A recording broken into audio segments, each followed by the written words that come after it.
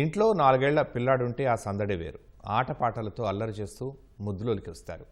కానీ ఆ చిన్నారి పరిస్థితి భిన్నం. ఊహ తెలియని వయసులోనే అరుదైన వ్యాధి బారిన పడ్డాడు. అమ్మా అనలేడు, అన్నం తినలేడు, నాన్న అని పిలవలేడు, ఆకలేస్తుందని చెప్పలేడు. మంచంపై జీవోత్సవంలా మారిన కుమారుని చూసి ఆ తల్లిదండ్రులు ఏడవని రోజు లేదు.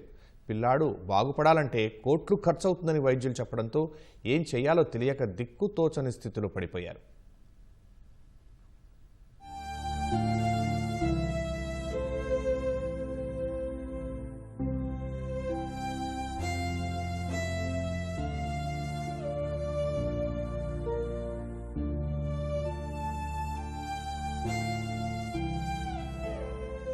మంచంపై పడుకుని దీనంగా చూస్తున్న ఈ బాబు రిషికుమార్ విజయవాడలోని రాజరాజేశ్వరరావుపేటలో నివాసముంటున్న ఆనంద్ రమ్య దంపతుల కుమారుడు.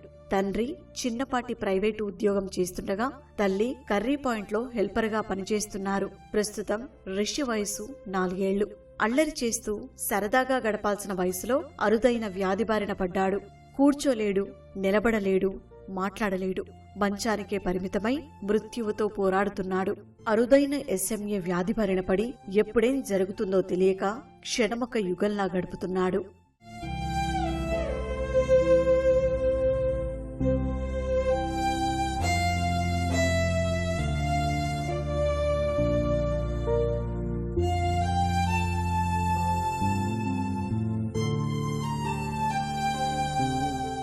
బాబుకు సంవత్సరం ఉన్నప్పుడే మేము మంగళగిరి ఎయిమ్స్ హాస్పిటల్లో చూపించడం జరిగింది. టెస్టులన్నీ చేశారు. చేసిన తర్వాత ఎస్ఎంఏ టైప్ 1 అని చెప్పి రిపోర్ట్ అయితే వచ్చింది. ఎస్ఎంఏ టైప్ 1 అనే దానికి ఒక ఇంజెక్షన్ కూడా ఉంటుంది. దాని ఖరీదు వచ్చి 16 CR 18 CR ప్లస్ మధ్యలో ఉంటుందని చెప్పారు. ఇప్పుడు మేము చాలా మధ్యతరగతి కుటుంబానికి చెందిన వాళ్ళం. మేము అంత పెట్టుకునే స్తోమత కూడా మాకు లేదు. అద్దెంట్లో ఉండాల్సి వస్తుంది.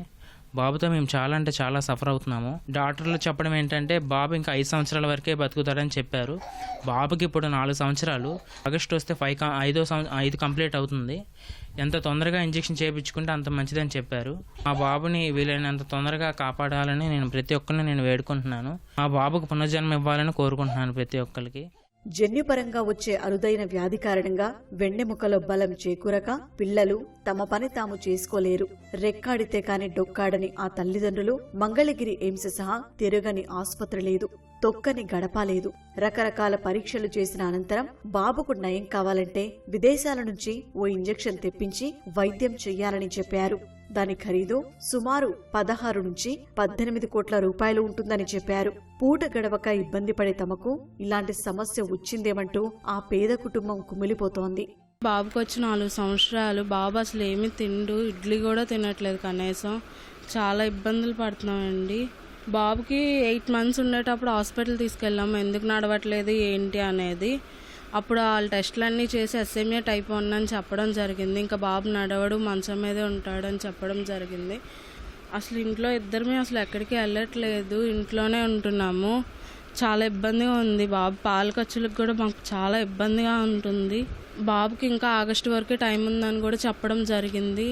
ఈ లోపు ఎవరైనా చూసి స్పందిస్తే బేగా మా అబ్బాయి కాపాడుతారని కోరుకుంటున్నాము. రిషికుమార్ వ్యాధి గురించి తెలుసుకున్న విజయవాడ ప్రాంత విద్యార్థులు, సోషల్ మీడియా ఇన్ఫ్లుయెన్సర్లు ముందుకొచ్చారు. సేవ్ రిషి అంటూ క్యాంపెయిన్ కు శ్రీకారం చుట్టి దాతల సహకారం కోరుతున్నారు. ఫ్లాష్ మ్యాబ్లతో కొద్దిపాటి డబ్బులే వస్తున్నాయని దాతలు మరింత సహకారం అందించాలని కోరుతున్నారు. ఒక ప్రాణం కాపాడడానికి మేమందరం ముందుకొచ్చి చాలా కష్టపడి చేస్తున్నాము. రోజు ఫండ్ రైజింగ్ చేస్తున్నాము. అండ్ చాలామంది హెల్ప్ చేస్తున్నారు. వేరే వేరే ఊర్ల నుంచి కూడా వచ్చి హెల్ప్ చేస్తున్నారు. ఈ మాతో అవ్వదు, అందరూ వచ్చి హెల్ప్ చేస్తే బాగుంటుందని మనస్ఫూర్తిగా కోరుకుంటున్నాము. ఇలా ఐబ్యాకో దగ్గర ఫుడ్ జంక్షన్ దగ్గర చేస్తున్నాము ఈ ఫండింగ్ అనేది. అండ్ ఈట్ స్ట్రీట్లో చేస్తున్నాము, బెన్ సర్కిల్లో చేస్తున్నాము. వీడియోస్ పెట్టడం స్టార్ట్ చేసాము. దాని తర్వాత ఫండింగ్ వచ్చేసి ఒక 25 days అవుతుంది ఇప్పటికి స్టార్ట్ చేసి. ఈ 25 daysలో 40 lakhs వరకు అయితే కలెక్ట్ చేసాము. కానీ మాకు కావాల్సింది హ్యూజ్ అమౌంట్, 16 to 18 CR అంటే చాలా హ్యూజ్ అమౌంట్. సో దీనికి ఎంతో మంది ముందుకొచ్చి సపోర్ట్ చేస్తేనే అదైతే అవుతుంది. ఎవరైనా దాతలు స్పందించి కుమారుడి ప్రాణాలు కాపాడాలని రిషి కుటుంబం అభ్యర్థిస్తోంది. ప్రభుత్వం స్పందించి తమ బిడ్డకు పునర్జన్మ ఇవ్వాలని వేడుకుంటోంది. ఈ మధ్య కాలంలో పునర్నివిక అనే పాపకి అరుదైన వ్యాధి రావడం చూస్తాం. సేమ్ అదే విధమైన వ్యాధి ఈ బాబుకు వచ్చింది.